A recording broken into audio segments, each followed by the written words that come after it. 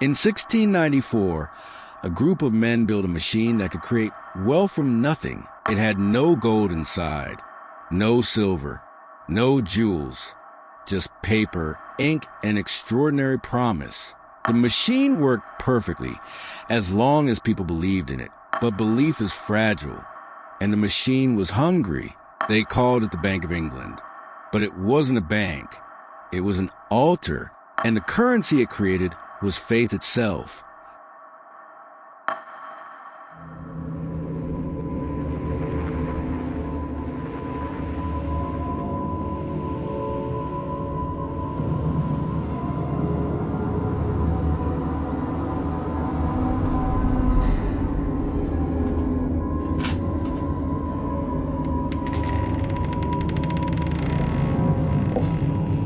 You opened the door, and now there's no way back.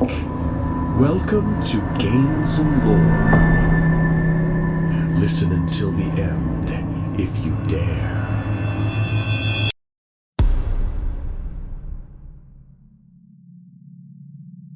In the final years of the 17th century, England was drowning in debt. Wars had emptied the treasury. The king owed more than his kingdom could produce. And gold, real, tangible gold, was running out. Then came a proposal so audacious, it seemed like madness. A merchant named William Patterson stood before Parliament with a blueprint for a machine. Not a mechanical device, but something far stranger. A system that could generate wealth without needing gold, silver, or any physical treasure at all. We will create money, he said, from trust alone. The lords laughed. The bishops frowned.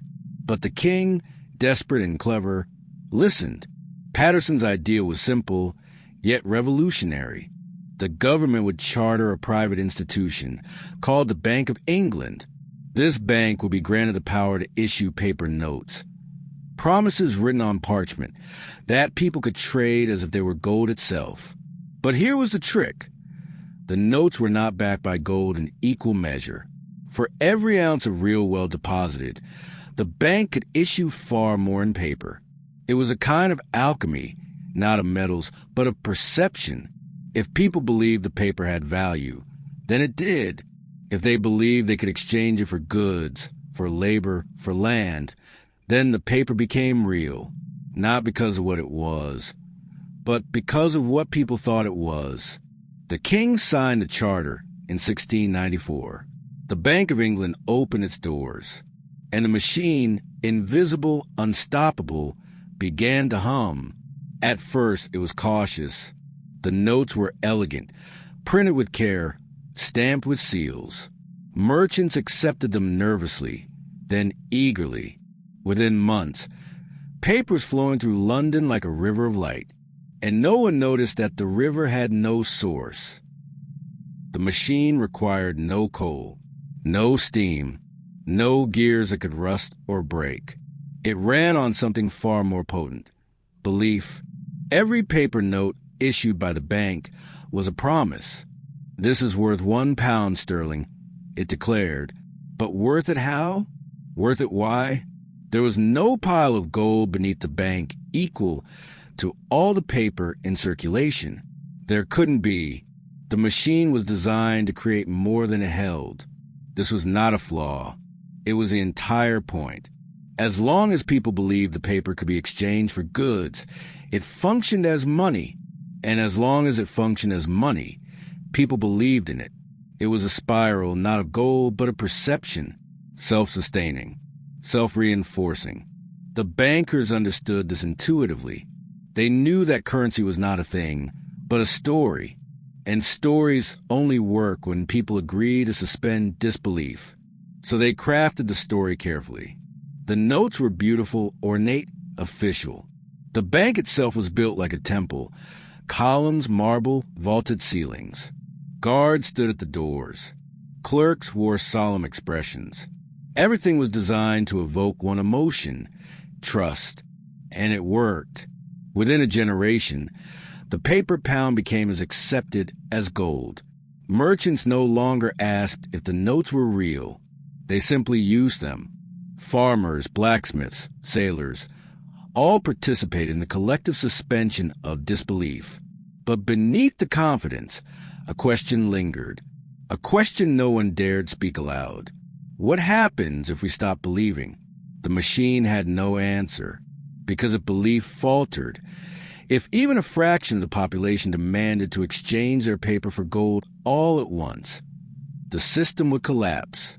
There was never enough gold to cover every note. The machine only worked because people never tested it. It ran on faith. And faith, the bankers discovered, was infinitely renewable as long as it remained unquestioned.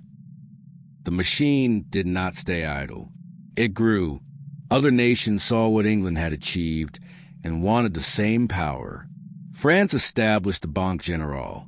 Sweden created the Riksbank. One by one, kingdoms erected their own machines, their own temples of paper and promise. And with each new machine, the amount of currency in the world multiplied. Not because there was more gold, not because there was more wheat or land or labor, but because there was more paper. The bankers called this expansion credit. They said it was necessary for growth, for progress, for civilization itself. And in a sense, they were right. The paper enabled trade at scales previously unimaginable. Ships crossed oceans carrying not gold, but promissory notes. Empires were financed not with treasure, but with ink. Yet something was changing. Subtly, invisibly, the machine was no longer a tool. It was becoming an entity unto itself, something that existed beyond any single institution, any single nation. It was a network, a system, a force that operated according to its own logic, and it demanded to be fed.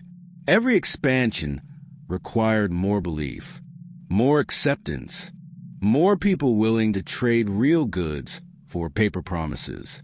The machine consumed trust the way a furnace consumed coal, constantly, insatiably, but trust is not infinite.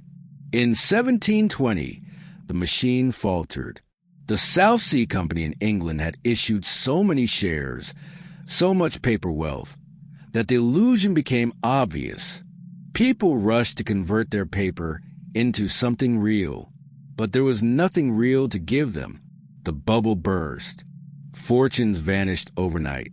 Nobles became paupers. Merchants hanged themselves. And for a brief, terrible moment, everyone saw the truth. The machine was a fiction. But here is what no one expected. The machine survived. Within months, people chose to believe again. They had to, because without the machine, there was no way to sustain the complexity of modern commerce.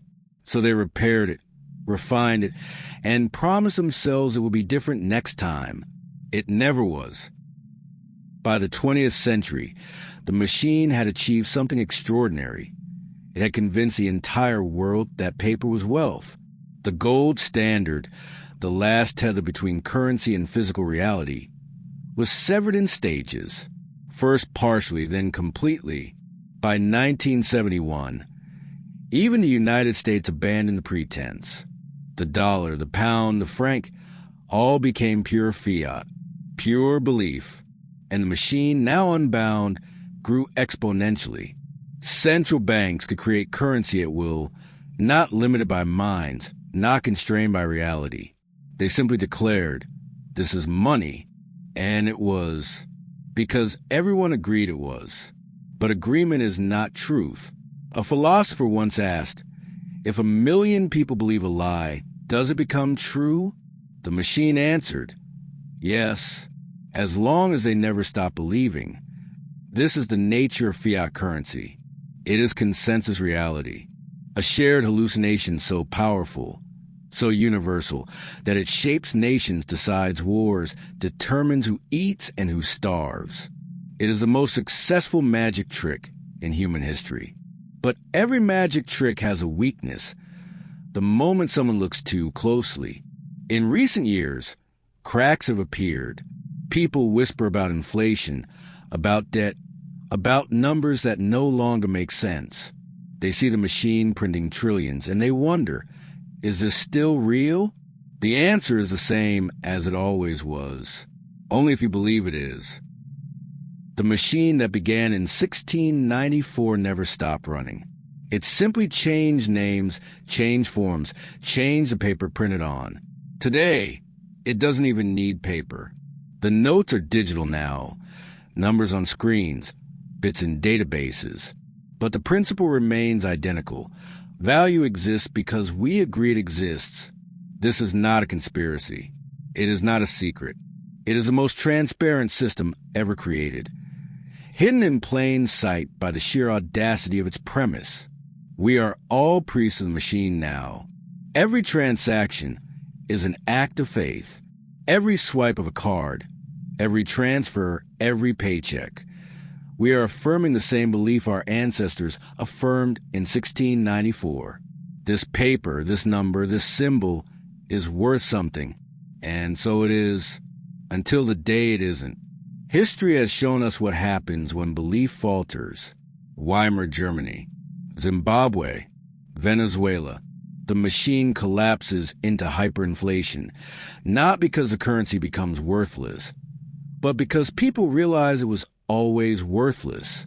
The spell breaks, the illusion shatters, and then inevitably a new machine is built, a new promise is made, and people choose to believe again, because the alternative, a world without the machine, is unthinkable. The Bank of England still stands. So do the Federal Reserve, the European Central Bank, the Bank of Japan. They are not buildings. They are altars. And what they produce is not currency. It is belief itself. William Patterson's machine succeeded because it understood a fundamental truth about human nature. We need to believe in something larger than ourselves.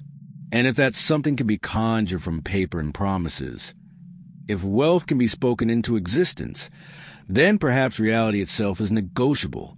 The machine runs on faith. And faith, it turns out, is the only infinite resource we possess.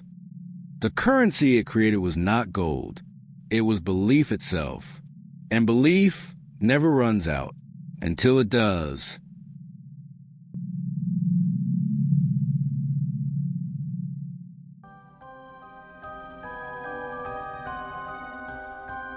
If you've made it this far, you're no longer a spectator. You're a witness. Subscribe to see what comes next. Like to mark your place in the ledger. Share to awaken another. The machine notices those who pay attention.